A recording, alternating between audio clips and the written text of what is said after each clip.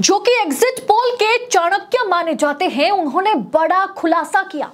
उन्होंने मोदी की सत्ता वापसी पर एक बड़ा सा क्वेश्चन मार्क लगा दिया है। उन्होंने मोदी की जीत पर आशंकाएं जताई है कि 2019 के मुकाबले में बीजेपी इस बार 50% राज्य में बुरी तरह से मुंह के बल गिरने जा रही है।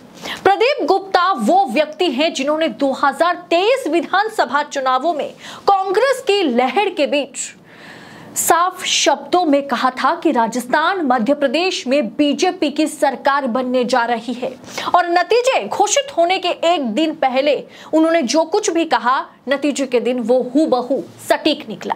इसीलिए उनका ये बयान, ये इंटरव्यू काफी ज्यादा महत्वपूर्ण हो जाता है। तो वीडियो को आखिर तक देखिएगा। जिन 50% राज्य की बात उन्होंने करी है, उसके बारे में मैं डिटेल जानकारी आपको दूंगी कि किस तरह से लगभग अब कह सकते हैं कि एग्जिट पोल जारी अभी तक तो नहीं किया जा रहा है क्योंकि उस पर बैन लगा हुआ है, लेकिन करीब करीब पिक्चर जो है वो पूरी तरह से साफ हो गई है। बताएंगे आगे आपको वीडियो में प्रदीप गुप्ता ने, एग्जिट पोल एक्सपर्ट ने क्या कुछ कहा है, तो वीडियो को आखिर तक देखिएगा। नमस्कार, स्वागत है आप सभी का देश नीति पर।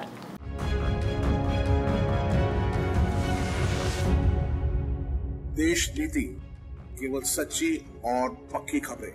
प्रदीप गुप्ता ने मनी कंट्रोल को जो इंटरव्यू दिया, उसमें उन्होंने साफ कर दिया कि जिन 13 राज्य में मोदी जी को 2019 में जीत बहुत बढ़िया तरीके से, जो 13 राज्य ने मोदी जी को 2019 की जीत दिलाने में मदद की थी, उन 13 राज्य में बीजेपी को बड़ा नुकसान होता हुआ दिखाई दे रहा है।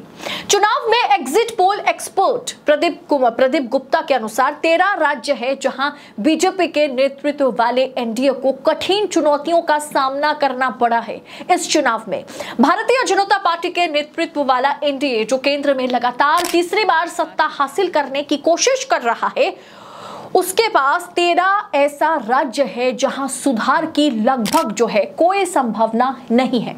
वास्तव में यह वर्तमान में अपने पास मौजूद कुछ सीटों को खो सकता है 13 राज्य में। प्रदीप गुप्ता चुनाव विश्लेषक और एक्सेस माई इंडिया के प्रबंधक वो ओनर है, जिनका हर एक एग्जिट पोल हूबहू सटीक निकलता है। 2019 के लोकसभा चुनाव में उन्होंने कहा कि एनडीए ने 352 सीटें हासिल की थी, जिसका मतलब है कि इस बार 400 सीटों तक पहुंचने के लिए बीजेपी और एनडीए को 48 सीटें जीतने की जरूरत है। लेकिन यह दावा जमीनी हकीकत के साथ मैच नहीं खाता, ये उन्होंने कहा।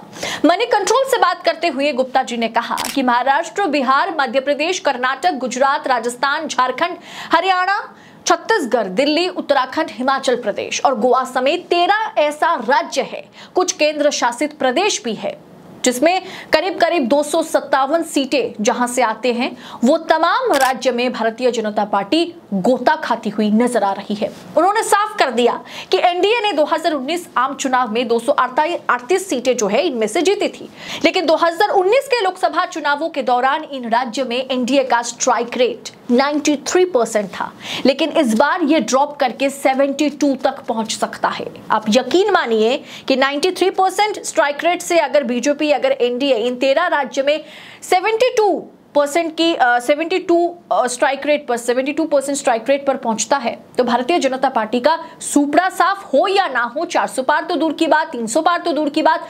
272 का जादुई आंकड़ा भी बीजेपी क्रॉस नहीं कर सकती। हालांकि 2024 के आम चुनाव को देखते हुए सत्ता में मौजूद गठबंधन को अधिक सीटें मिलने की संभावना लगभग 0 है, ये उनका कहना है, और इसकी संख्या कम भी हो सकती है। प्रदीप गुप्ता ने कहा कि 400 तक पहुंचने के लिए इसे कम से कम अपनी मौजूदा स्थिति बरकरार रखनी होगी, जो संभव नहीं है, क्योंकि महाराष्ट्र, बिहार, कर्नाटक, दिल्ली में राजनीति पूरी तरह से बदल गई है। गुजरात, मध्य प्रदेश, राजस्थान में भी अपने राज्य में, जहां भारतीय जनता पार्टी ने 19 में क्लीन स्वीप किया था, वहां पर भी भारतीय जनता पार्टी करीब करीब हर एक राज्य में 3 से 4 सीटें गंवा सकती है। मनी कंट्रोल को दिए गए इस इंटरव्यू ने प्रदीप गुप्ता ने कहा कि महाराष्ट्र में नए गठबंधन हुए हैं और 2 प्रमुख पार्टियों ने शिवसेना और राष्ट्रवादी कांग्रेस पार्टी यानी एनसीपी में विभाजन हुआ है। पिछले आम चुनाव की तुलना में राजनीतिक समीकरण भी बदल गए हैं।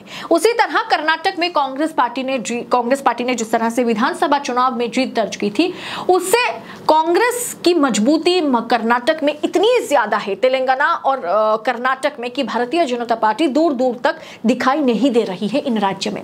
दिल्ली में कांग्रेस और आम आदमी पार्टी पहले से ही गठबंधन कर लिया है, जो कहीं ना कहीं बीजेपी के लिए मुसीबत का सबब बन गया था।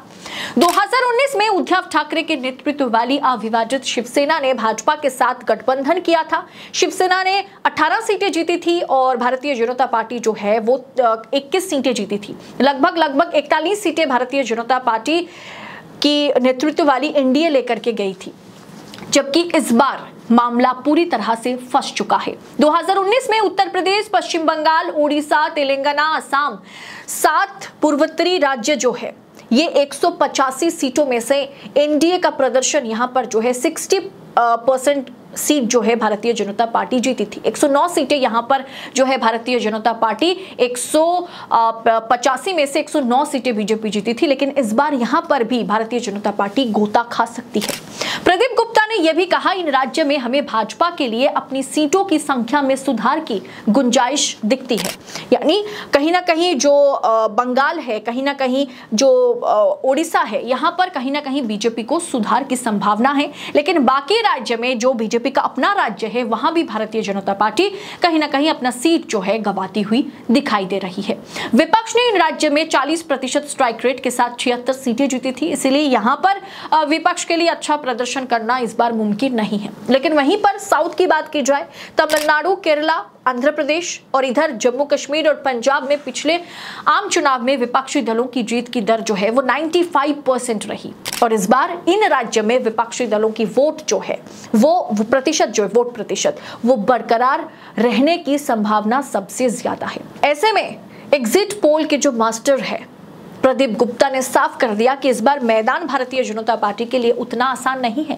बंगाल, ओडिशा, असम को छोड़ करके बाकी हर एक राज्य में दक्षिण से लेकर उत्तर, जम्मू कश्मीर से लेकर कन्याकुमारी तक भारतीय जनता पार्टी जो है इस बार हर एक फेज में मुसीबत का सामना कर चुकी है, जिसका असर जो है 4 जून के नतीजे पर पड़ सकता है अगर फ्री एंड फेयर इलेक्शन को अंजाम दिया जाए तो। लेकिन कितना फ्री एंड फेयर इलेक्शन को अंजाम दिया गया ये खुद सवालों के घेरे में है।